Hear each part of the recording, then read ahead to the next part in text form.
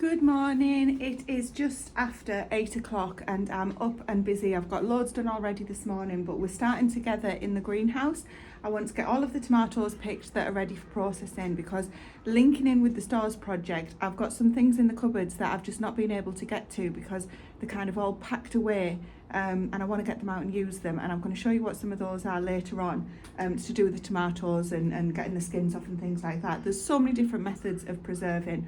None of them are right and none of them are wrong. I also want to grab a couple of aubergines, which you may have seen on previous videos. There's two that are looking ripe for the picking. We're going to have those for our meal tonight. I was going to have them the other day, but we didn't.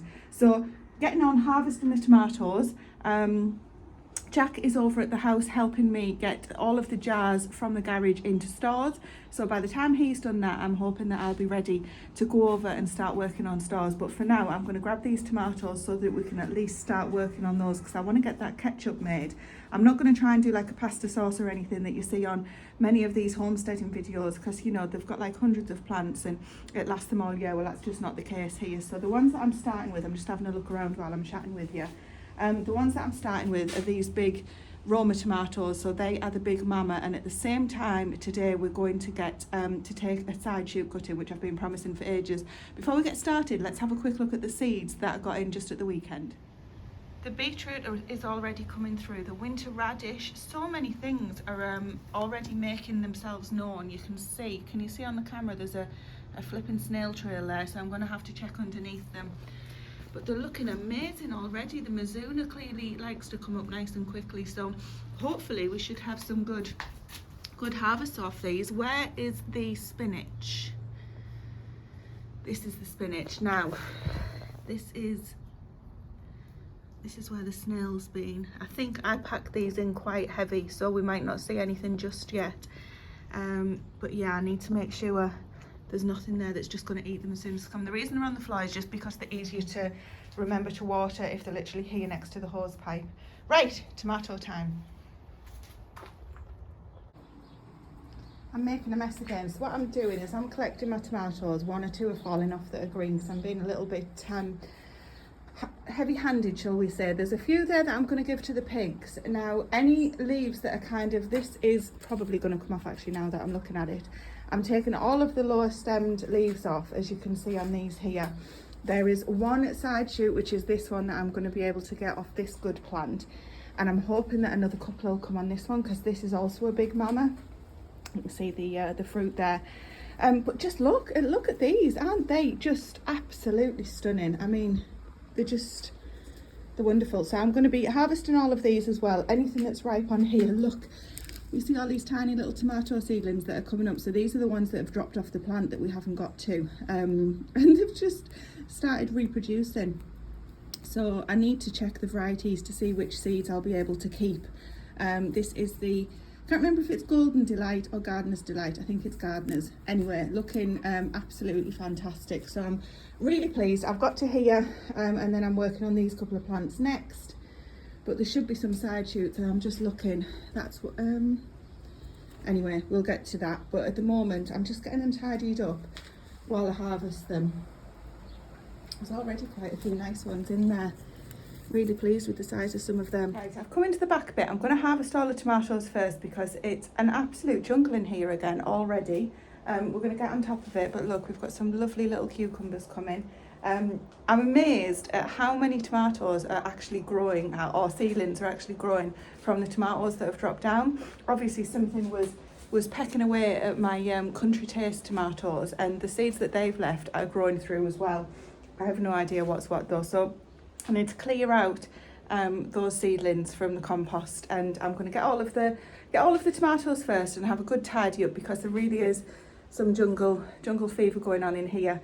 And I've got the two aubergines. Let me show you those now, because I'm going to harvest those, because we're definitely having those. It's got to be some aubergines and roast tomatoes or something like that for tea, doesn't it? So let me show you them. Aren't they looking amazing? That's just fantastic. But you know, we might only need one between two of us. The kids don't like aubergines, surprise, surprise. I'm going to get a load of basil as well. We'll be having that fresh and harvested. I'm just going to take the tops off. Will that kill it? I hope not. I can't remember, to be honest. So it's been a long time since I've had basil this good. So I'm just going to take the tops off all the way along and get it in the dehydrator, but we will be having a load fresh. I think we'll have some tonight. There we go, there's the first aubergine of the season. A few little dents on it, nothing that won't come off. Really, really pleased with that. It's absolutely huge. I think I'm going to leave the other one on just to get a tiny bit bigger. We'll have aubergine again in a couple of days. Right, let's get the rest of these tomatoes off. These are the Black Russian.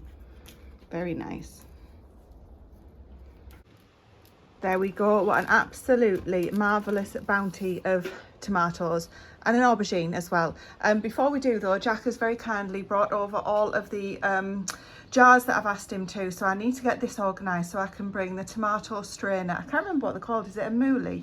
And a couple of other things over so that this room gets nicely organised, so that as soon as we're done we can get these processed. Because the other thing that I want to get to first of all are the potatoes, because while the weather is forgiving and it's looking quite nice, I'm hoping to get those potatoes harvested and we can see how bad the blight is, or hopefully isn't. So I'm going to get all of this done, get this all stacked nicely and come right back to you.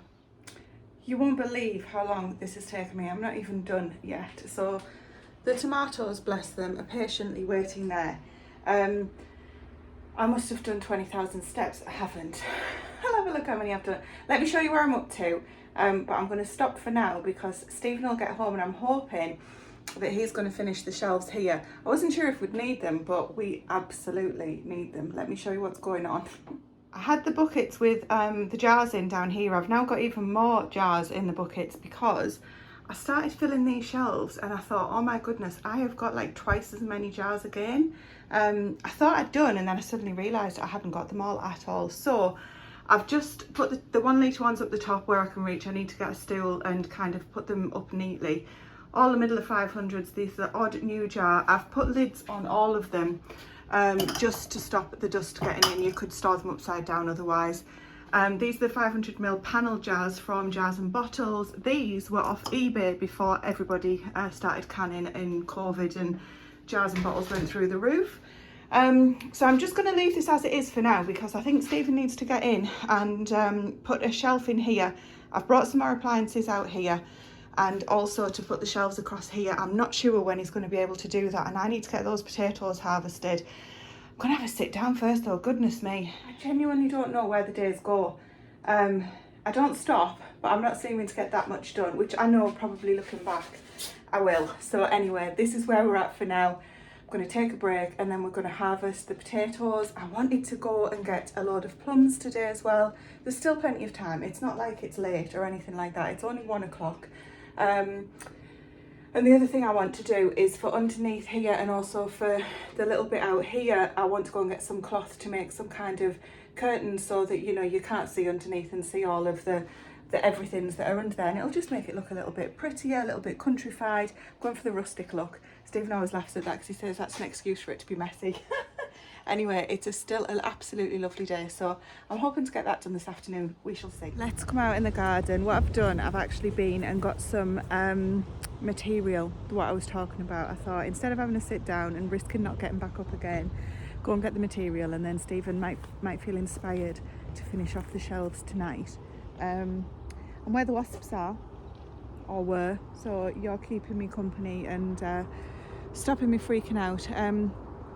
I'm so jumpy around them, it's ridiculous. I've got worse because of the nests that we had. I've also got a garden snack. Anyway, got the material and I'm hoping that Stephen's going to say, oh, you've got the material, let's get it all finished. Just having a little look what we've got going on. I was super late getting my squash and courgettes and things in. So while everybody else is drowning, I'm still willing mine to come on. It might be a bit late for anything now. But what we're going to do, we're going to harvest, where are we? The potatoes there next to the bin that the wasps were in, and I'm going to try and not sound ridiculous by jumping and squealing every few minutes. So the potatoes have completely died back. There's a load of thistles. What I'm going to do, I'm going to take the thistles down to the pigs. They absolutely love them. You would think that they wouldn't be, they've been so spiky. Bonkers.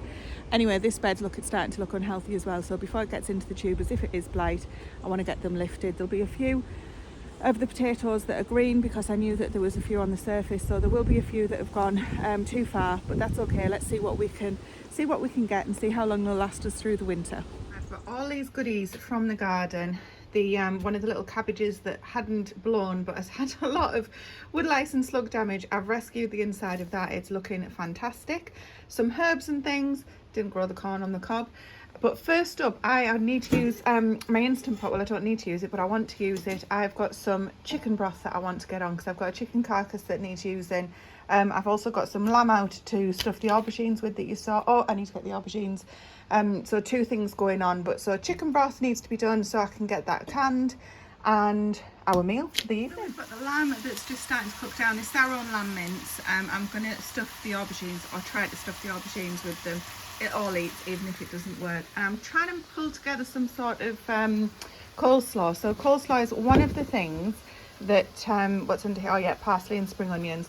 Coleslaw is one of the things that I buy that I know that I can make really easily. So I've got the time, I've got no excuses tonight. I tell you what's really unnerving. I've just washed that cabbage because it's from the garden, just to make sure there's nothing else. No other friends in there. We don't want any extra protein tonight, thank you. So that's nice and clean. I'm just about to spin it in the salad spinner. But really unnerving is using this. So when you run the tap and the water goes into there, can you hear that?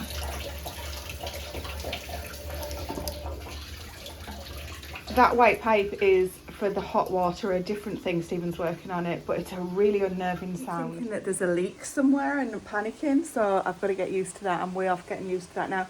But this is going to mean I can boil the kettle, which we've got out here. It's going to mean that I can wash our evening pots out here instead of to and fro into the house, which is kind of double the work. I know, first world problems.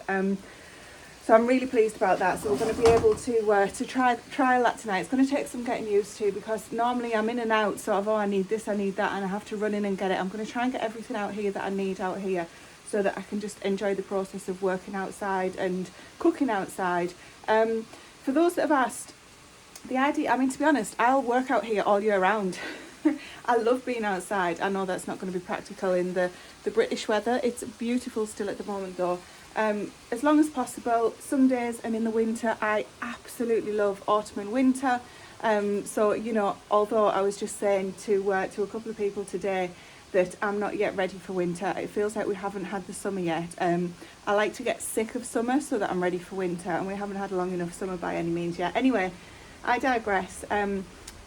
I enjoy being in the house in the winter. I love my kitchen in the winter. I love the house in the winter, and the fire and the log burner and just being cosy inside. But equally, I want to enjoy being out here as much as possible. So that's a long ramble. Anyway, very unnerving noises. I'm going to get on with the rest of this meal.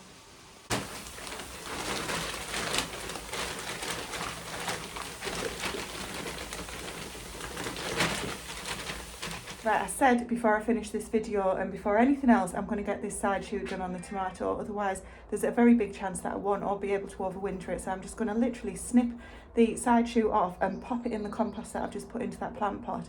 Give it a good water and then keep an eye on it over a few days, well, over winter. As more side shoots produce off that, I'll take them off and just trying to keep the life going, I guess. I've never done it before, so I'll keep you updated on how it goes. And I'm going to have a look around and see how many other tomatoes I can do this with. So you do this with F1s where you can't keep the seed, at least this is my understanding. So if you kept the seed and tried to grow it, it wouldn't grow too. You'd end up with You'd end up with a totally different plant that might not flower, might not taste nice, whatever. I've never actually tried to grow F1 seeds from tomato seeds that I've kept myself, but I've seen Charles do this method and it's worked for him, so who knows, it's worth trying anyway. So I'm going to do it to as many as I can of the F1s. So I'll try the country taste that you've seen as well, the Big Mama, and we'll see how many we can overwinter. Even if I get one, it's going to be better. I'll get an early start next year, so I'm going to literally shove it in the compost and give it a water.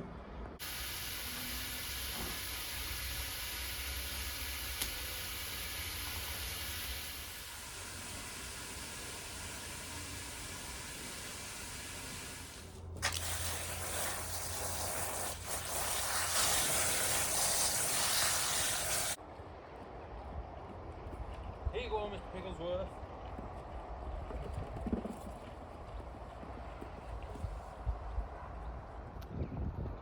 It's hard to tell when they stood it like that.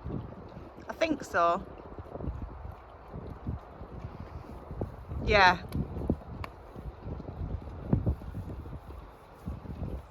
With the pigs leaving us anytime soon, and the ground in their pen is still really wet in one of the corners, so Stephen and I are just walking along the rest of the field, where we're going to hopefully bring the trailer and the truck in and be able to pick them up. So although their pen itself is quite boggy in places, the field is fine to take a vehicle and the trailer, so hopefully it'll all go smoothly. We're just checking it out, and in the meantime Stephen's just seen two herons. I don't know if they were chasing each other, I don't know if they were friendly, but there was something happening. It's just landed in a tree just near us. It's landed on the top of that tree. See right there on the top of the tree? No. Can't see, it's behind all the big clump of green on the top right of that tree. It's landed in there. I didn't know herons landed in trees. Every day's a school day, Stephen. Mm-hmm.